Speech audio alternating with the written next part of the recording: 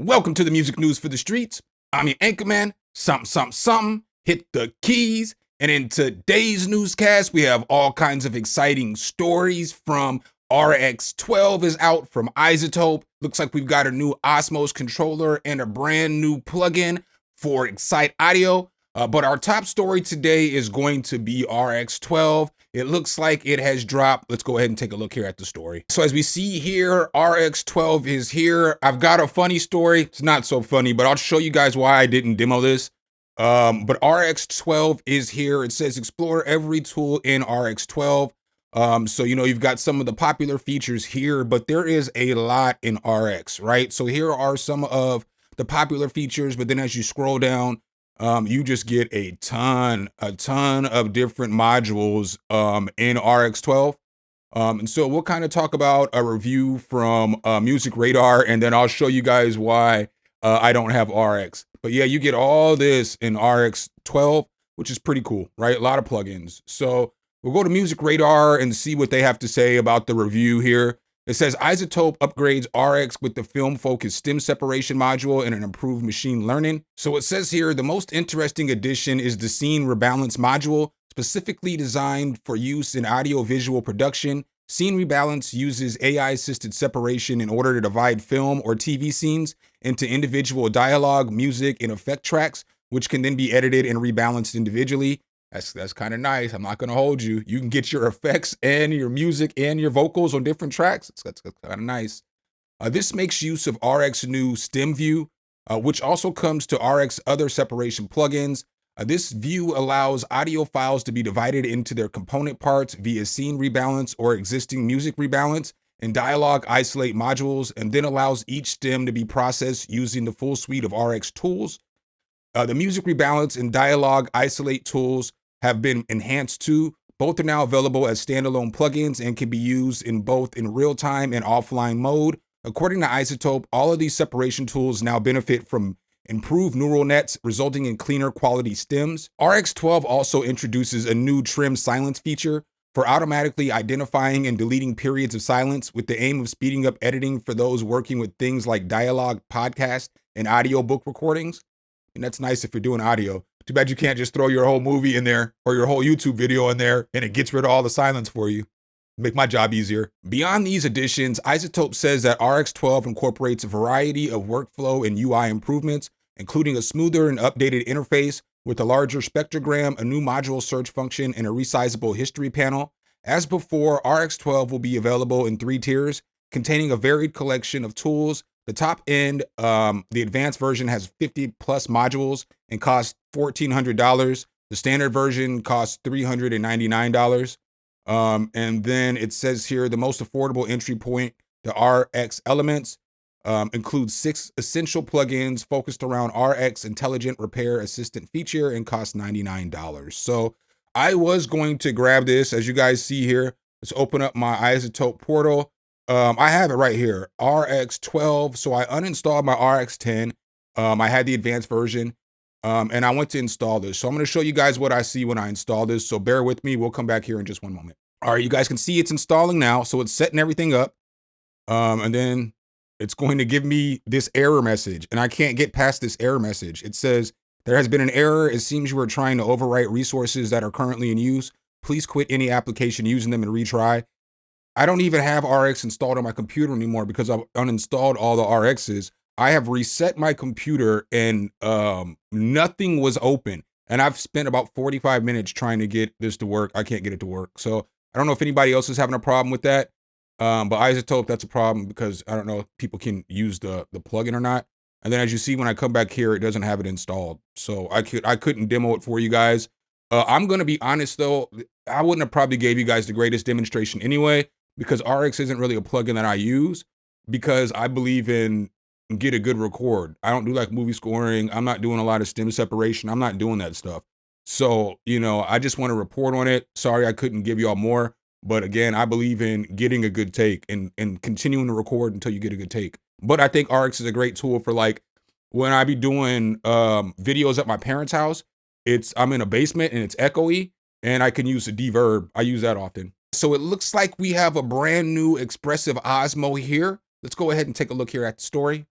So it says Expressive E Osmose CE 49 or 61 key, powerful expression with DAW integration.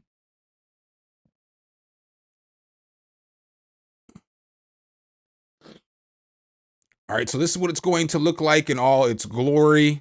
So it looks all right. Looks like a, you know what I'm saying, a gray version of the Osmose. The Osmose revolutionized what an expressive synth could be. Now the Osmose CE sets out to bring that expression to the world of MIDI controller keyboards and DAW integration and software plugin-based synth engine. Not content with re-imaging what an expressive keyboard could be, those clever people at Expressive E have taken the technology and come up with the Osmose CE, a MIDI controller that ditches the Haken Audio physical modeling engine, but retains that amazing keyboard design. However, they haven't abandoned a synth engine completely, as the keyboard comes with the new companion software called Control E, developed in collaboration with some of the leading software instrument plugin developers. Control E is a plugin that offers over 900 expressive presets via a range of sound engines and technology. So let's start with the hardware. As you can see, first, the difference is the CE is a very cool shade of white, so it's not gray. My apologies. Marketed out within the product range. It looks very fetching, I must say, although I'm always concerned that white keyboards will get grubby over time.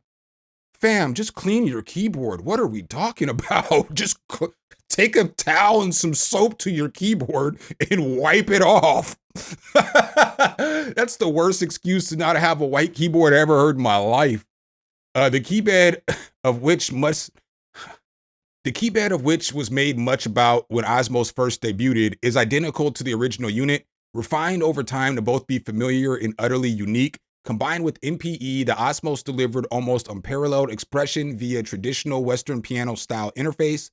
The ability to bend single notes inside a chord or add vibrato and other modulation effects simply through pressure and velocity in both directions.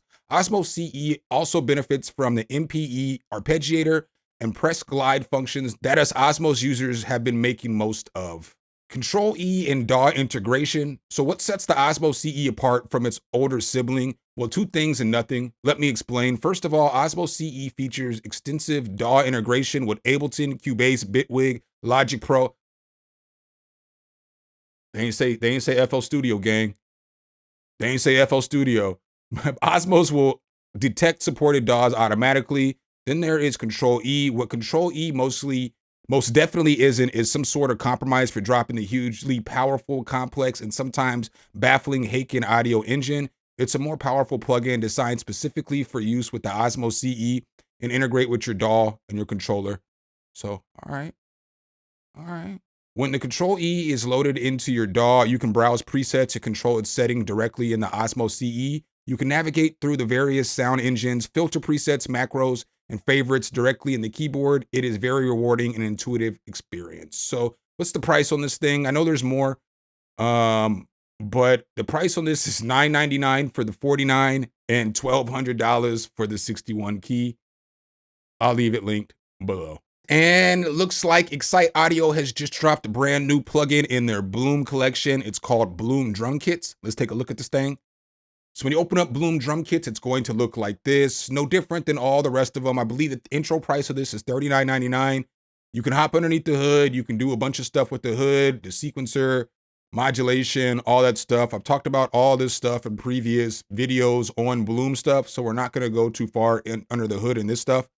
We're just kind of going to talk about, you know what I'm saying, the sounds and everything like that. So you're going to get tape. You're going to get a reamp, you're going to get room, and you're going to get a phaser. So you get reverb here. This thing just has just like all the other Bloom stuff.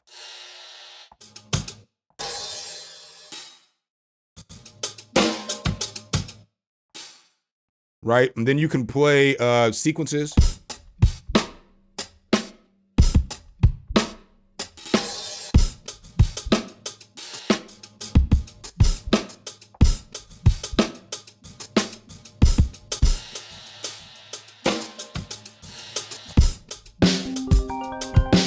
Oh, phone is ringing. All right, y'all. Sorry about that. Sorry about that. So then there's a bunch of different patterns and stuff you can go through. So we'll pick some of these at random. So we got this high come on now.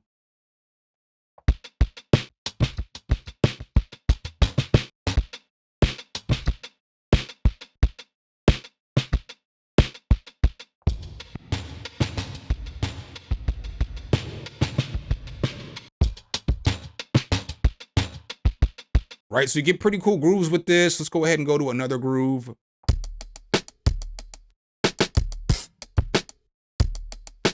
Right, and so you can mess with the tape on this.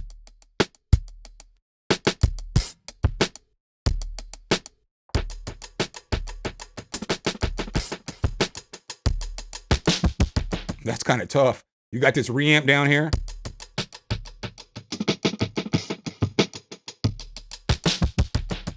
And then you got a reverb you can add. Phaser too as well.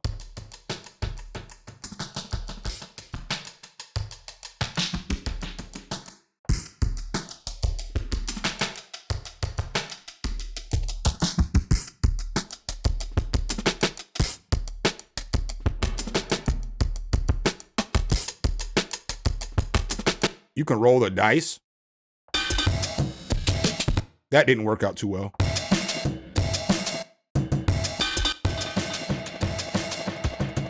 Total chaos. Let's check out some more presets real quick.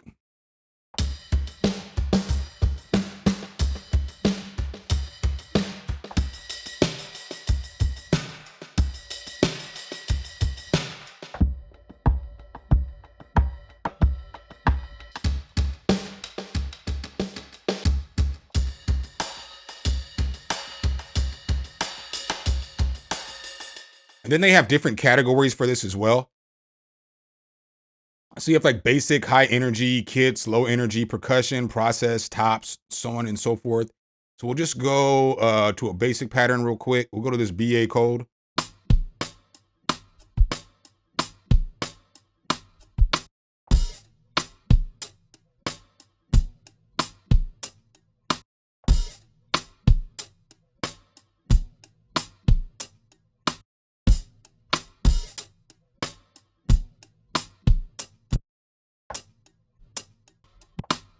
Oh yeah, I'm sorry I didn't give you all a demo beat on this. I didn't get this plugin until about maybe a half hour before I got on stream. My code didn't become active until then.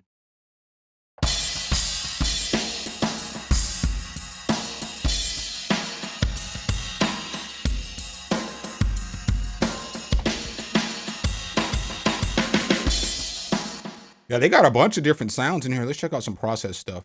Slightly broken.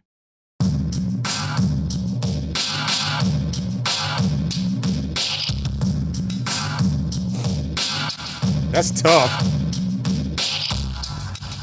That's tough.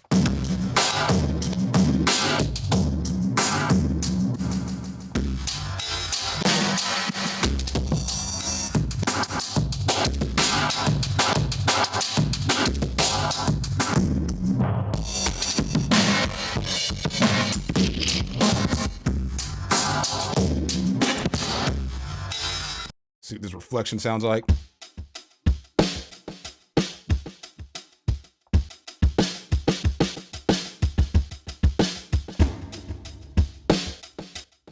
I mean, you see what you're kind of going to get in there. This thing is pretty tough, though. It's got some nice little drums. This next story kind of trips me out a little bit. It looks like Claude AI can now control your DAW. Yeah, that's where we're at. Let's take a look at the story. So it says here, yes, as of 2026, Claude AI can directly control digital audio workstations like Ableton, Bitwig, FL Studio, and Reaper. This functionality is achieved through two main methods developed in 25-26.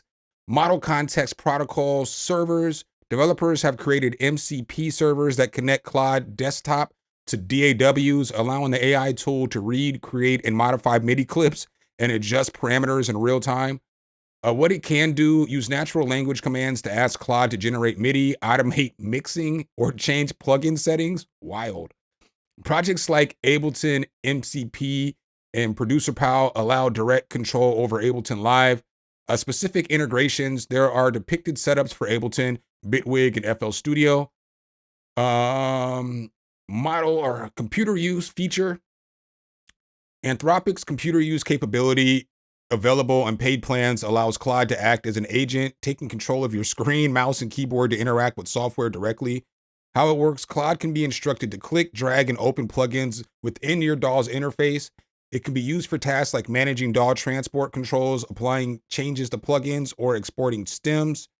Key capabilities, real-time parameter changes. Claude can adjust plugin knobs like FabFilter via text commands. MIDI compositions. Claude can generate melodies, chord progressions, and drum patterns. Stem exporting. It can automate the tedious process of exporting stems. Tedious? That's not even a tedious process. These tools are currently in active development. So yeah, man, it looks like we're about to start getting AI in the DAWs, whether the DAW companies want it or not. And that's kind of crazy. Again, y'all know where I stand on AI. Y'all know where I stand on AI.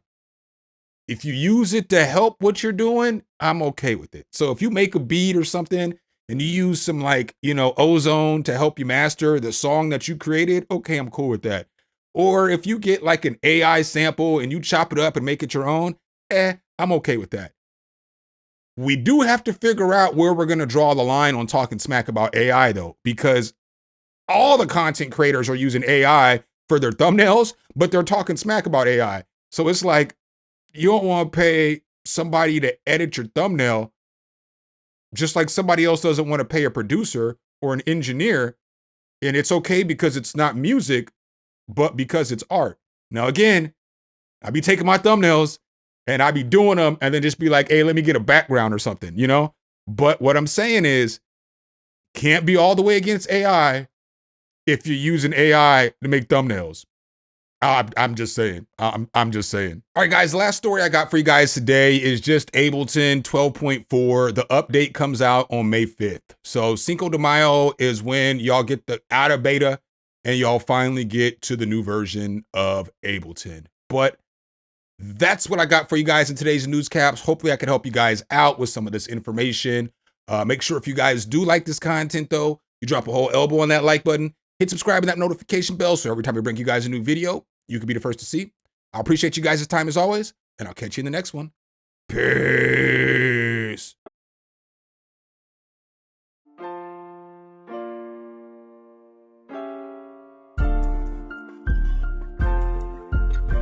Some, hit the keys.